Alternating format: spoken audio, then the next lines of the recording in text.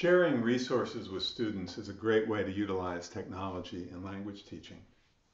Like a lot of teachers, I compile resources that I find that I think will be suitable for my students to utilize as they try to challenge themselves outside of the classroom. And I organize my resources into a kind of a mind map that enables me to locate the kind of resource I might recommend to any particular student or any particular class. Now, I wasn't always so generous and certainly not always so organized in the ways that I recommended resources to students. In fact, I was probably very conservative about protecting resources rather than sharing them early on in my career. I'd like to share with you a story of how my perspective on this began to shift. I was teaching in Japan very early in my career there.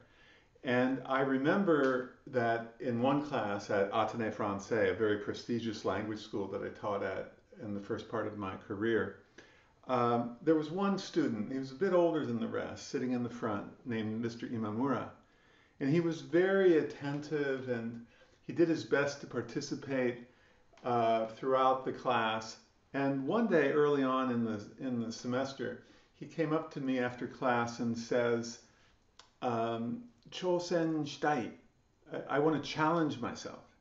And at first I didn't understand. I thought he meant that the class wasn't challenging enough or my teaching style wasn't appropriate for him. But as we talked further, I realized that he wanted to do something else outside of class to further his learning. And so he asked if he could borrow the cassette tape that we were using in class that day. And so during the lunch break, I went to the language lab and utilizing the technology of the day, I made a copy of the cassette and gave it to him. And I thought that would be the end of it. But the next class he comes back with a very neatly handwritten paper and hands it to me. And he says, "Please correct this." And what he had done was transcribe to the best of his ability the content of the tape, which was a lengthy conversation. And at the same time, he presented me with a Go board, e-Go in Japanese. And being new to Japan, I was very curious about most things Japanese, and I asked him, "Do you play? Can you teach me?" And he says, "I only play a little."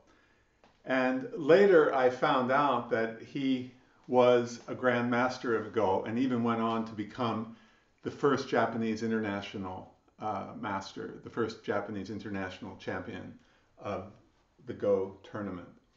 So I'm sharing this story with you to show a couple of things. One is that in our teaching, it's good to find ways to challenge individual students. And I think to do this, we want to address three questions: the why, the what, and the how. The why is really the central question. Why are we giving students recommendations for outside resources? Why are we giving them recommendations to use other technologies to supplement their learning? The closer we can get to the students' motivation, understanding their own reasons for wanting to challenge themselves outside of the classroom, the better equipped we are to recommend exactly the right resources. We also want to be, as teaching professionals, sure that the activities that they're engaging in outside the classroom tie into the classroom and indeed have solid underpinnings that are going to help them to learn. The next question is, of course, what? That seems to be the easiest question because of the plethora of resources that are available online, that we simply just need to point students to any of these resources.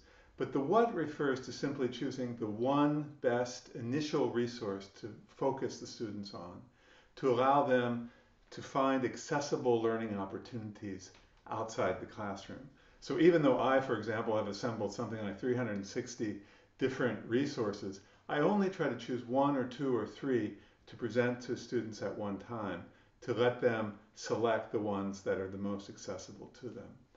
And the third question, very important, is the how.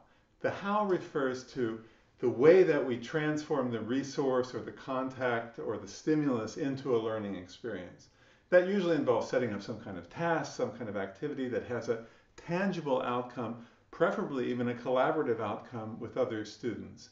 In this way, there's something observable that the teacher can look at, give feedback on, and convert into a valid form of assessment.